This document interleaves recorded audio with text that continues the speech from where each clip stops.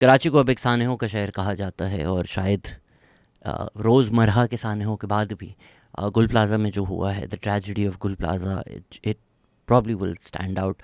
And जाहिर सी बात है, जो पहला सेंटिमेंट होता है वो जो भी जिसने भी पिक्चर्स और वीडियोस देखी हैं, they are harrowing, they are heartbreaking, दिल टूटता है वो देखकर। And our hearts and prayers all go out to the families. पर सिर्फ काफ़ी नहीं है कि हम दुख मनाएं, हमें थोड़ा देखना चाहिए कि ये क्यों हुआ। एंड मुझे नहीं लगता कि कोई रॉकेट साइंस है इसके सॉल्यूशंस के। बार बार ये ना हो। ये वही शहर है जहाँ 10, 12, 14 साल पहले बल्दिया टाउन फायर हुई थी, 300 लोग मर गए थे, इंक्वायरी हुई, हमने भी उस पर पॉडकास्ट की। कुछ नहीं हुआ, कुछ नहीं बदला इस शहर में, कोई हमारे ज़मीर को फ़र्क नहीं पड़ा। तो जो न्यूज़ आ रही है, इट स्टिल हार्ट ब्रेकिंग। आपकी कल की खबर आई है कि 30 और बॉडीज़ एक दुकान से मिली हैं। तो जो पहले डेथ टोल 31 थी वो 61 हो गई है। डॉन ने इसको एक प्रिडिक्टेबल ट्रेजेडी कहा। कराची की जो पुरानी मार्केट्स हैं उसमें ना फायर अलार्म्स हैं, ना वेंटिलेशन है, ना फायर एग्ज़िट्स हैं। तो मेरी नज़र में दो जगह फेलियर है। पहला रिस्पांस है, दूसरा एडमिनिस्ट्रेशन है। तो जो पहला है थोड़ा बज़ाहिर आसान है, उसको फिर देख लेते हैं कि रिस्पांस की जहाँ तक बात की जाए, कराची एक इकनॉमिक हब है। कराची की आप पॉपुलेशन देखें, कराची की आप अहमियत देखें, एक अर्बन सिटी है, उसमें फ़ायर रिस्पांस ना होना, मैं ये भी नहीं कहूँगा कि हमें जानवरों की तरह रखा जाता है, क्योंकि मैंने एनिमल शेल्टर्स देखे हैं, जानवरों को बहुत बेहतर तरीके से रखा जाता है। ना मैं कोई डीप सोशल पॉलिटिकल फ़िलासफ़ी में जाऊँगा, पर बेसिक हॉब्सियन थ्योरी जो है सोशल कॉन्ट्रैक्ट की, वो कहती है कि आप अपनी लिबर्टी गिव अप करते हैं in exchange for safety and security. Fire brigade का होना, एम्बुलेंस का होना, ये इतनी बेसिक चीज़ें हैं कि आप अगर एक किसी भी मुल्क के शहरी हैं, by virtue of you being a citizen of that country और यू बीइंग अ शहरी ऑफ अ सिटी, ये आपको दुनिया की बेसिक चीज़ें मिलनी चाहिए कि पुलिस हो, एम्बुलेंस हो, फायर ब्रिगेड हो। कराची में बार बार आग लगती है, फायर ब्रिगेड, एंड मैं फायर ब्रिगेड वालों को नहीं ब्लेम करूँगा। फायर फाइटर मरे भी हैं, उन्होंने हीरोइकली बैटल भी किया है। इशू उन लोगों की ज़ात नहीं है, इशू इदारा है, इशू एडमिनिस्ट्रेशन है, इशू रिसोर्सेज हैं कि एडिक्वेट रिसोर्सेज आप फायर ब्रिगेड को क्यों नहीं देते।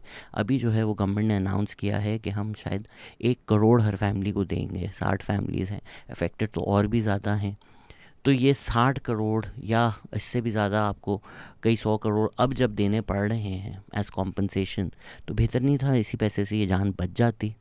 एंड जिस रात जो मैंने पहली वीडियो बनाई थी उसमें भी मैंने यही बोला था कि इस पर कोई एक्सक्यूज़ नहीं है। जो पॉलिटिकल मसले हैं या जो हम पॉलिटिक्स डिस्कस करते हैं, इस्टेब्लिशमेंट ये वो PMLN को भी हैं, उन्होंने डिलीवर किया है, उन्होंने सर्विसेज दी हैं। कराची में ये बेसिक सर्विसेज ना होना, कराची क्या पूरे सिंध भर में नहीं है, ये एक PPP का फेलियर है। इसमें कोई PPP एक्सक्यूज़ नहीं बना सकती। PPP सिंध में इन पावर है for 18 years at this point.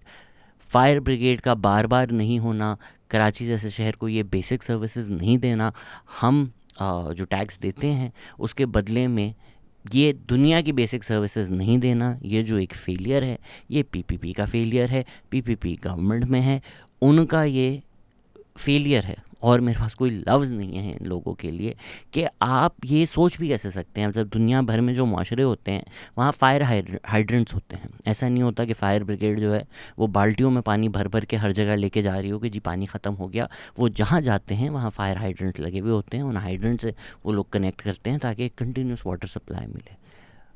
Water तो होता ही नहीं है, तो फिर वाटर सप्लाई कहाँ से मिलेगा।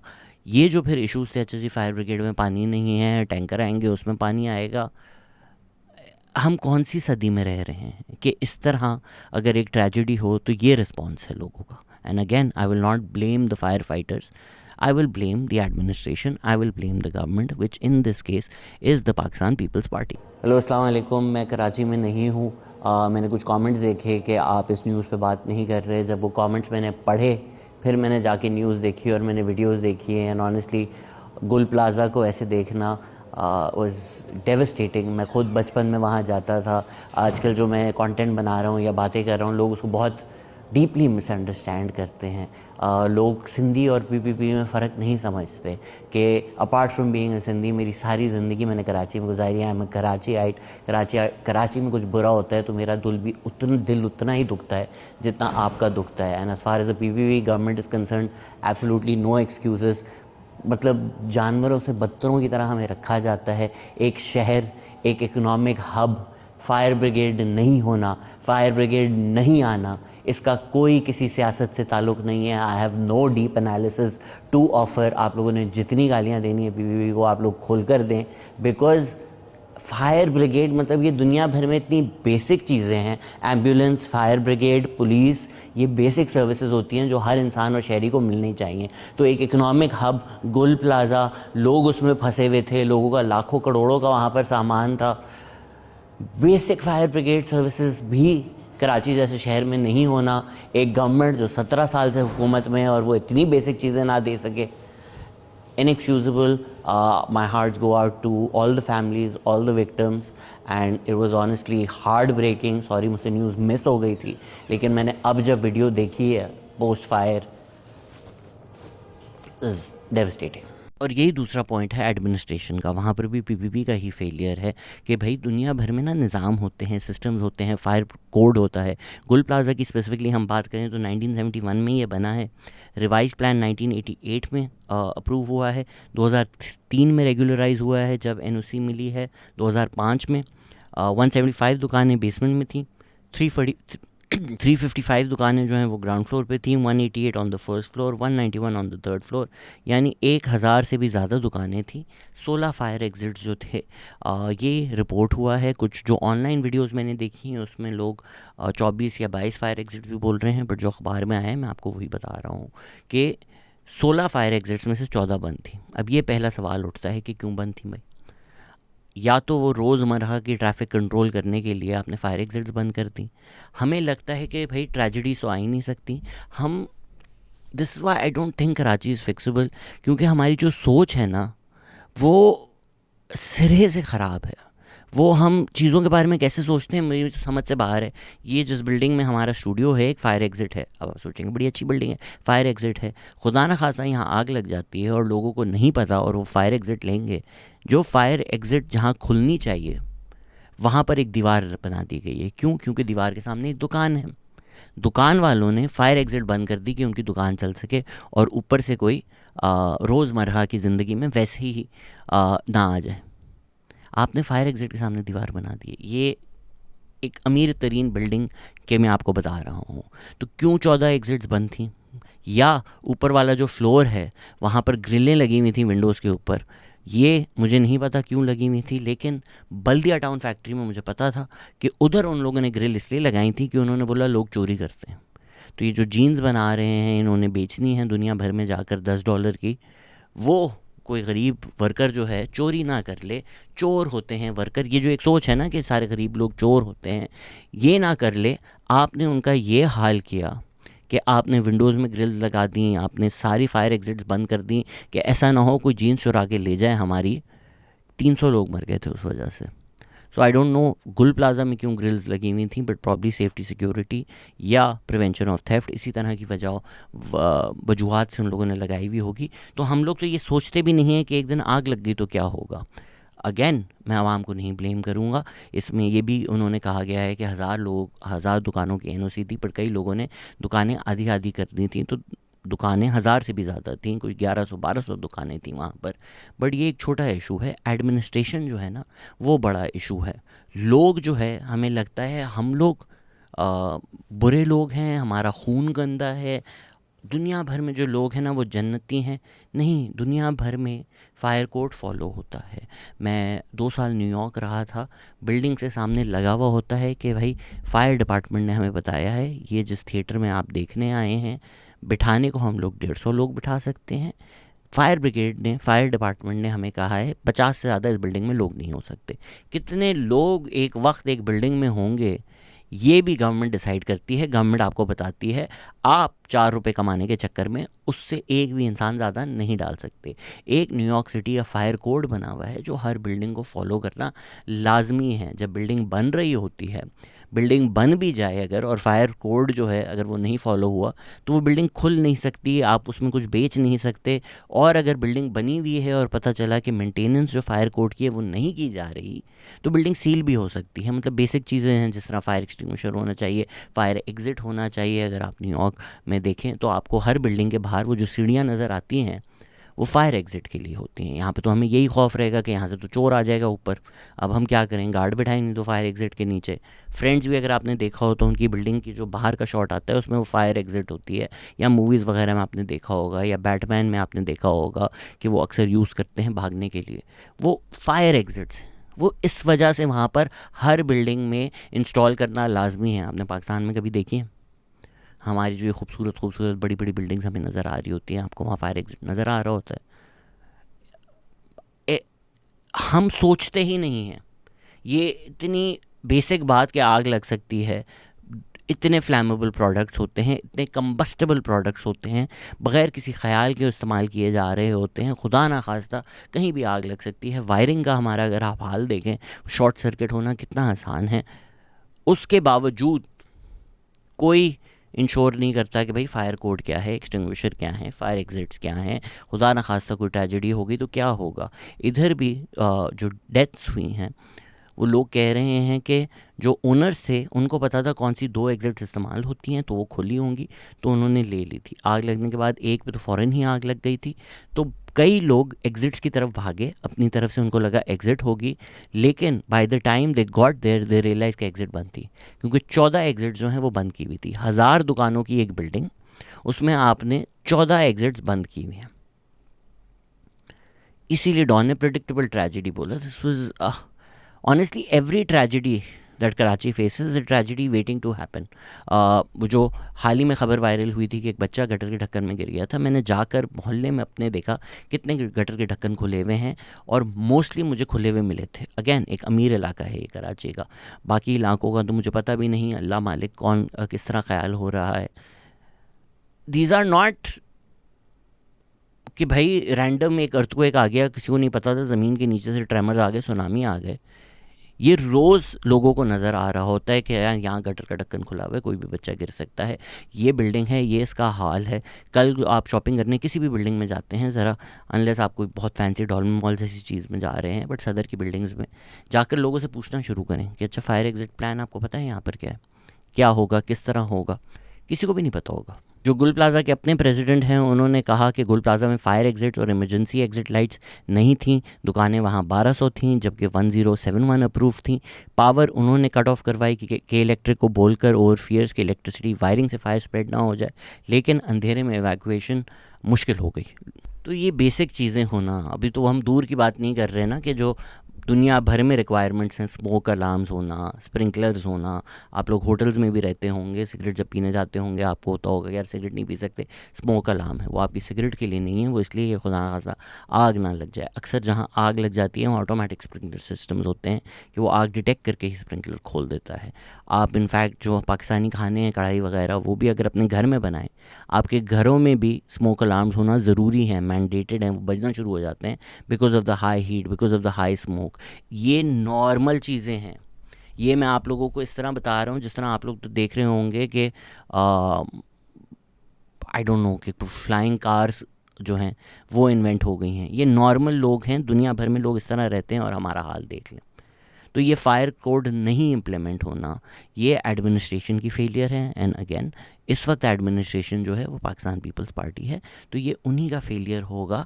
ये जो इदारे बनाए जाते हैं, इनको पैसे दिए जाते हैं, ये हमारे टैक्स पैसे पे चलते हैं, इनका लिटरल काम ही ये है। पाकिस्तान में या कराची में तो ये हाल है कि बिल्डिंग बन जाती है, उसके बाद चीफ जस्टिस बोलते हैं बिल्डिंग कैसे बन गई, अब ये तोड़ दो। तो भाई तोड़ दी हैं अगर, तो किस ब्यूरोक्रेट ने अप्रूवल दिया, किस गवर्नमेंट इदारे से उनको अप्रूवल मिला था? जब बन रही थी तो हुकूमत सो रही थी। ये नस्ला टावर की मैं बात कर रहा हूँ। तो इसी तरह गुल प्लाज़ा की अगर आप तारीख़ देखें तो आपको फ़ौज का दौर भी मिलता है, आपको MQM का दौर भी मिलता है, आपको जमात इस्लामी का दौर भी मिलता है, आपको BPP का दौर भी मिलता है। 2003 में तो नेमतुल्लाह खान थे जब ये प्लान बना है। किसने दिया, क्यों दिया, किस वजह से दिया?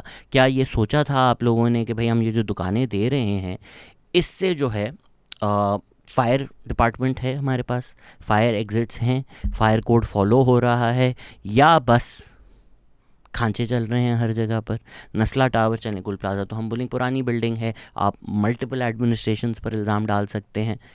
नस्ला टावर जो है वो तो 2013 में मेरे ख्याल से बनना शुरू हुआ था, तब से तो एक कंटिन्यूस पीपीपी की गवर्नमेंट है। इसीलिए मैं बार बार कहता हूँ कि लोग जो है ना आपको इसी में लड़ा के रखते हैं, फंसा के रखते हैं। MQM versus PPP versus Jamaat Islami के चेहरा बदलता जाए, पीटीआई की जगह जमात इस्लामी आ जाए तो ठीक है, बेहतर हो जाएंगे, जमात इस्लामी की जगह पीपीपी आ जाए फिर वो रिवर्स हो जाता है। ये सारी एलीट पार्टीज़ हैं इंक्लूडिंग पीपीपी। ये लोग एक एलीट सिस्टम के फ्रंटमैन हैं, पॉलिटिकल फेस हैं। एक की जगह दूसरी आ जाए तो कोई फ़र्क नहीं पड़ेगा। ये चाइना कटिंग करके, ये बग़ैर किसी फायर कोड को फॉलो करके, बग़ैर किसी सर्विसेज के आप अगर बिल्डिंग बना रहे हैं, नीचे उसकी ड्रेनेज क्या है, एक जगह जहां 8 घर थे अगर अब वहां 800 अपार्टमेंट हैं तो नीचे जो आपने सैनिटेशन सर्विसेज देनी थी, ट्रैफिक मेंटेन करना था, वो भी अकॉर्डिंगली आपने किया है या बस ऐसी ही परमिशन दे दी है कि जहाँ चाहो आप अपार्टमेंट कॉम्प्लेक्स बना लो। ये जो सिस्टम है ना एलीट कैप्चर का, और उसमें ज़ाहिर बात है लोगों के पर्सनल प्रॉफिट भी होंगे, खांचे भी होंगे, करप्शन भी होगी। ये मसला है इस शहर का। ये वो वजूहात हैं जिसकी वजह से जब ये ट्रेजेडीज़ होती हैं तो हम लोग जाग जाते हैं। अब बातें की जा रही हैं, मुर्तज़ा वहाब ने भी पोस्ट किया कि सिंध बिल्डिंग कंट्रोल अथॉरिटी जो है वो मल्टीपल बिल्डिंग सील कर देगी। तो ये काम पहले भी किया जा सकता था। इसी तरह जब बारिश होती है, पानी खड़ा हो जाता है तो बातें की जाती हैं अच्छा ड्रेनेज सिस्टम होगा, तो ये चीज़ें पहले भी हो सकती हैं। पाकिस्तान में इंसान की जो जान है ना वो इतनी वर्थलेस है कि लोग मरते हैं तो फिर फोकस जाता है कि अच्छा यार 300 लोग मर गए, होना तो चाहिए। मतलब बल्दिया टाउन हुआ ना फायर, क्या हुआ उसके बाद? आज अगर आप फैक्ट्रियों में जाएंगे क्या आपको लगेगा कि सिस्टम सारे ठीक होंगे वहाँ पर टू इंश्योर कि आइंदा कभी बल्दिया टाउन ना हो? नहीं, ऐसा बिल्कुल भी नहीं होगा। इसीलिए मुझे लगता है कि चीज़ें मुश्किल हैं, सोल्यूशंस कोई रॉकेट साइंस नहीं है। लाइक आई सेड, दुनिया भर में जिस तरह चीज़ें होती हैं आप भी उसी तरह करना शुरू कर दें। बट पॉलिटिकल लेजिटिमेसी जो है, पॉलिटिकल कैपिटल जो है, वो हमेशा से इतना वीक रहता है पाकिस्तान में। इसीलिए मैं जो फ़ौजी हुक्मरान हैं उनको ज़्यादा बुरा समझता हूँ, क्योंकि उनको ये मसला नहीं होता कि हमारा पॉलिटिकल कैपिटल नहीं है, वो फिर भी डिलीवर नहीं कर सकते। ये जो पॉलिटिकल पार्टीज़ हैं जिनकी लेजिटिमेसी नहीं होती, वो अनपॉपुलर डिसीजंस नहीं ले सकते। अभी भी जब बात की जा रही है कि अच्छा आईएमएफ का इतना प्रेशर आया है, अब हमें आवाम को रिलैक्सेशंस देनी पड़ेंगी वरना तो लोग सड़कों पे आ जाएंगे, हमारी हुकूमत क्वेश्चनेबल हो जाएगी। इसी तरह जो लेजिटिमेसी का क्वेश्चन है वो पीपीपी की एक इंतहाई अनपॉपुलर गवर्नमेंट है जिसकी वजह से वो अनपॉपुलर डिसीजंस नहीं ले सकते। अगर तो फायर कोड होना ज़रूरी है, अगेन कॉपी पेस्ट करना है, हमने नहीं बनाना, कुछ इन्वेंट नहीं करना, कोई पीएचडी नहीं करनी। दुनिया भर में जो फायर कोड फॉलो हो रहा है वो कर लें। नुकसान अब या उसका डाउन साइड ये है कि अगर तो फायर कोड के बाद पता चलता है कि सदर में एक भी बिल्डिंग नहीं है जो फायर कोड नहीं फॉलो करती, क्या गवर्नमेंट के पास इतनी लेजिटिमेसी है कि कल को वो जाकर हर बिल्डिंग सील ऑफ करेंगे तो आवाम उनको छोड़ देगी? नहीं। यही जो एक फंडामेंटल सोशल कॉन्ट्रैक्ट हमारा ब्रोकन है ना, कि क्योंकि स्टेट हमें सेफ्टी सिक्योरिटी नहीं देता, यहाँ तो लोग टैक्स भी नहीं देते उस वजह से, लेकिन अगर वो कुछ इम्प्लीमेंट भी करने जाएं, यहाँ पर तो ये हाल था कि जब तूफ़ान आ रहा था तो सीवीओ पे अमीर लोग, उनके अपार्टमेंट्स जो हैं, वो जब उन्होंने बोला कि भाई एवैक्यूएट कर लें, खुदा न खास्ता तूफ़ान आ गया, उन्होंने बोला कि भाई आप हमें कहीं और घर लेके दे दें। फिर इस तरह नहीं स्टेट्स ऑपरेट करते। बट क्योंकि गवर्नमेंट की लेजिटिमेसी नहीं है, I don't think the government can take these unpopular decision. I don't think the government can go to people and say कि भाई फायर कोड नहीं फॉलो हुआ जब तक नहीं होगा ये बिल्डिंग खाली रहेगी या ये मार्केट बंद रहेगी। इतना स्पेस ही नहीं है पार्टी के पास, because again questions of legitimacy, questions of popularity, questions of authority, questions of delivery. आपने शो ही नहीं किया ना, तो फिर लोग बोलते हैं भाई हम अपने आप ठीक हैं, आपसे हमारा कोई ताल्लुक़ नहीं, हम कल जलें मरें, हम खड्डों में गिरें, हम पर छोड़ दें आपसे हमने कुछ भी नहीं करना। वो fundamental relationship of a citizen is broken because of the lack of delivery, because of the lack of security, because of the lack of safety. उसकी वजह से ये जो चीज़ें हैं जो होनी चाहिए वो नहीं होती। और ऑब्वियसली एक और वजह ये भी है कि हमारी जो हुकूमत है उसको ये चीज़ें तभी याद आती हैं जब खुदा न खास्ता एक ट्रेजेडी हो। जैसे मैंने पहले भी कहा कि मैं आवाम पे नहीं इल्ज़ाम डालूंगा, मैं इल्ज़ाम फिर भी एडमिनिस्ट्रेशन और हुक्मरानों पे ही डालूंगा जो इस वक्त पाकिस्तान पीपल्स पार्टी है, उनके जो इदारे हैं। जब ये मसले होते हैं अकाउंटेबिलिटी क्यों नहीं होती? नस्ला टावर, कितने ब्यूरोक्रेट्स फारिग हुए? टावर तो आपने गिरा दिया, लोगों जो पैसे थे वो तो डूब गए। कितने ब्यूरोक्रेट्स फारिग हुए जिन लोगों ने वो लाइसेंस दिया था? इसी तरह कराची में जो बिल्डिंग्स हैं, चलें आप लोगों को नहीं निकाल सकते दुकानों में, जो बिल्डिंग्स बन गई हैं, जिनको एनओसीज दिए गए हैं, जिनको लाइसेंसेस दिए गए हैं, जिधर फायर एग्ज़िट्स के मसले हैं, सही जो फायर कोड है या जो बिल्डिंग कोड है, या इलीगली बनी हुई हैं, पब्लिक प्रॉपर्टी पे बनी हुई हैं, पार्क्स पे बनी हुई हैं, चाइना कटिंग से बनी हुई हैं, किस सियासतदान ने, किस ब्यूरोक्रेट ने इनको परमिशन दी थी, या किस जज ने दी थी? उनकी ज़रा नाम तो शाया करें ना, और उनको तो जेल में डालें। एक पॉलिटिकल अकाउंटेबिलिटी तो आप करें ना लोगों को। अगर आप नहीं निकाल सकते, बिल्डिंग्स नहीं बंद कर सकते, एक ज़रा पॉलिटिकल अकाउंटेबिलिटी तो मुझे करके दिखाएं ना। ये कभी भी नहीं होगी। और यही मेरा फंडामेंटल थीसिस है कि ये मसला है। आप जब सिर्फ इसमें फंस जाते हैं ना कि इसको गाली दो, उसको गाली दो, you never actually look behind the curtain के इश्यूज़ ये हैं। और ये इश्यूज़ इस वजह से नहीं डिस्कस किए जाते क्योंकि जब ये इश्यूज़ डिस्कस किए जाएंगे तो हर पॉलिटिकल पार्टी जो है हमारी, जो एक दूसरे को गाली देकर हम प्रिटेंड करती है कि ये लोग आवाम के रखवाले हैं, उन सब के नाम आएंगे। और जो इन पॉलिटिकल पार्टीज़ की चाबी चलाते हैं, नॉन पॉलिटिकल इदारे, उनके भी नाम आएंगे। सबको पता है कि उनकी उतनी ही उंगलियां घी में हैं जितनी बाकियों की हैं। ये अकाउंटेबिलिटी कभी नहीं होगी, तो बस एक दूसरे को गाली देकर सो जाएंगे। तो लोग आए हुए तो हैं बहुत ज़्यादा, बेजार तो हो सकता है ये जेन्युइन सेंटिमेंट भी हो, लेकिन मैंने हिस्टोरिकली देखा है कि राइल शरीफ प्लीज़ डोंट गो के पोस्टर्स जो लगे थे टीवी पे जाके, कामरान खान जैसे लोग ऐसी बातें करते थे, तो वो किस वजह से की जाती हैं, क्यों की जाती हैं, किस वक्त की जाती हैं, मुझे वो कोइंसिडेंटल नहीं लगता। हो सकता है कुछ लोग वाकई जेन्युइन सेंटिमेंट से कह रहे हों कि फ़ौज टेक ओवर कर ले, लेकिन ट्रेजेडीज़ को इस्तेमाल भी किया जाता है पॉलिटिकल पर्पसेस के लिए। मुशर्रफ का दौर पाकिस्तान में बर्बादी का दौर था, जल गया था Pakistan, Karachi was under seize, billions का नुकसान रोज़ होता था, ओवर वायलेंस, जाकर नंबर्स देख लें। एक फालतू का परसेप्शन बनाया हुआ है कि ज़िया उल हक मुशर्रफ अयूब खान का दौर अच्छा था। When you actually look at the numbers you find out what they did to the country, what they did to the city. तो प्लीज़ फ़ौज टेक ओवर कर ले सोल्यूशन नहीं है।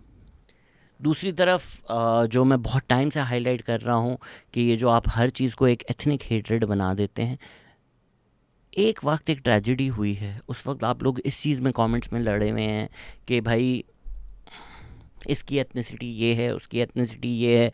फिर जवाब में कमेंट्स में कोई कहता है कि अच्छा बल्दिया टाउन जिसने जलाया था उसकी एथनिसिटी क्या थी, तुम लोग ऐसे हो, तुम लोग ऐसे हो।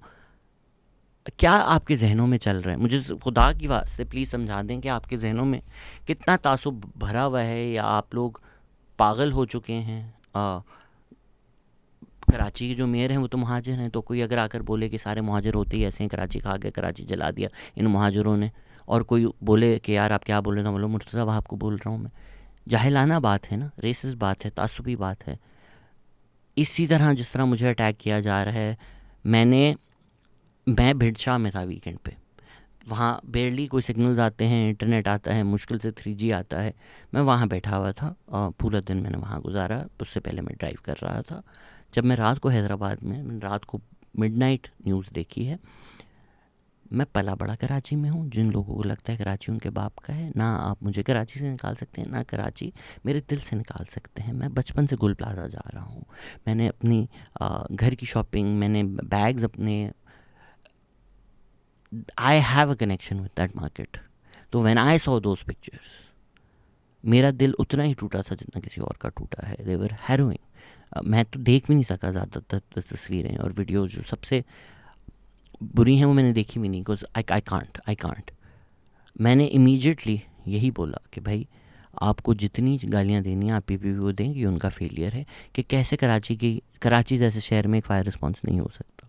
उसके बावजूद लोगों ने जो मेरे बारे में बातें की, स्टेटस रखे, आई गेट इट। 10-20 रुपये मिलते हैं मेरा नाम इस्तेमाल करके, 10-20 रुपये के लिए आप अपनी घर में लोगों को भेज दें। मैं तो फिर भी कोई बड़ी चीज़ नहीं हूँ आप लोगों को, तो ठीक है, आपका कारोबार चल रहा है, आपको टेंशन मिल रही है, मेरा नाम इस्तेमाल करके आप करें, लेकिन खुदा का वास्ता है किसी डॉक्टर को भी दिखा दें। क्योंकि अगर तो लोग मरते हैं और आप वीडियोस देखते हैं या पिक्चर देखते हैं और आपका इमीडिएट ख्याल आता है कि मज़े आ गए, अब तो हम वायरल होंगे शहजाद गयास का नाम इस्तेमाल करके, तो ये जहनी मर्ज से कम कोई चीज़ नहीं है। अल्लाह माफ़ करे। I don't know what goes on in people's mind. for them to do this or for them to turn this into another ethnic thing. My movement is being misunderstood a lot because वो जो एक fundamental लोगों के जहन टूटे हुए हैं कि उनको पीपीपी और सिंधी में फ़र्क ही नहीं नज़र आता. मैं अगर स्टॉप सिंधी हेट बोलूँ वाई यू डिफेंडिंग पीपीपी, ये पूरी वीडियो आपने देख ली, कहीं आपको लगा कि मैं पीपीपी को डिफेंड कर रहा हूँ? सिंधी और पीपीपी का क्या ताल्लुक है आपस में?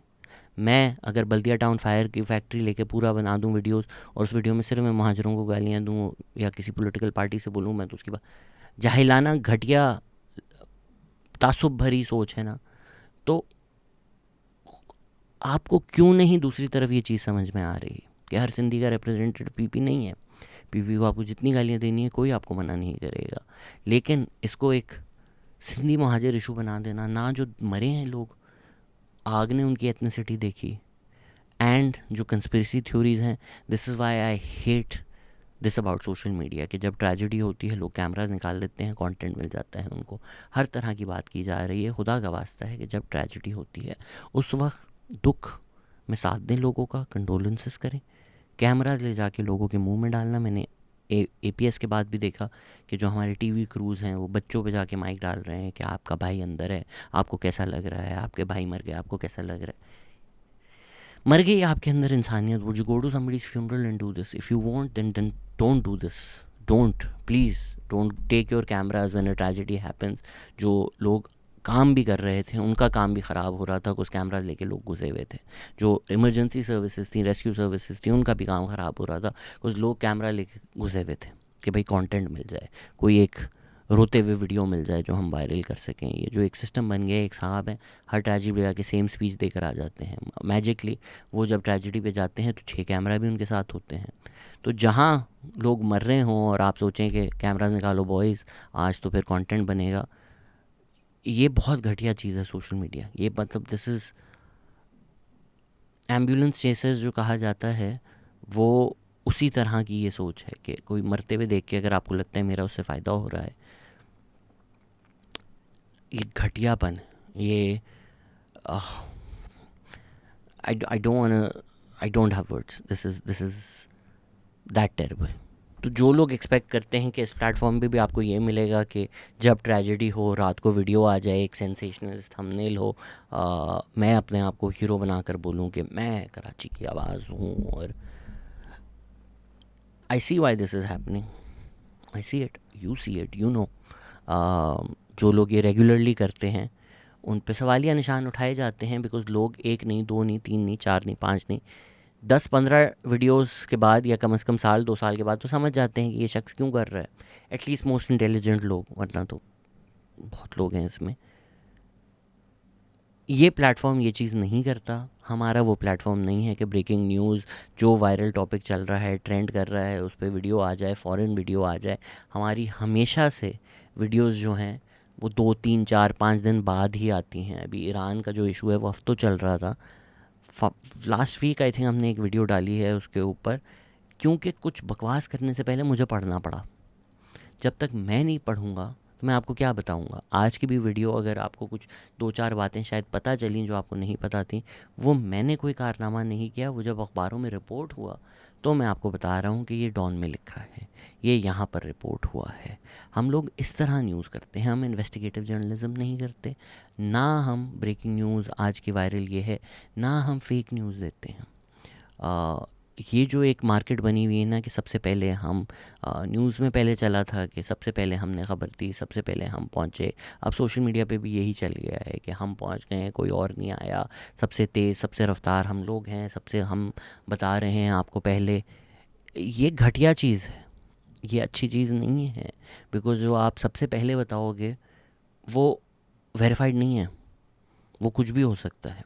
वो आप एंड अगर आप पैसों के पीछे इतना फंस जाओ तो आप शायद झूठ भी बोल दो, जस्ट कि वो सेंसेशनलिस्ट हो, जस्ट से वो वायरल हो.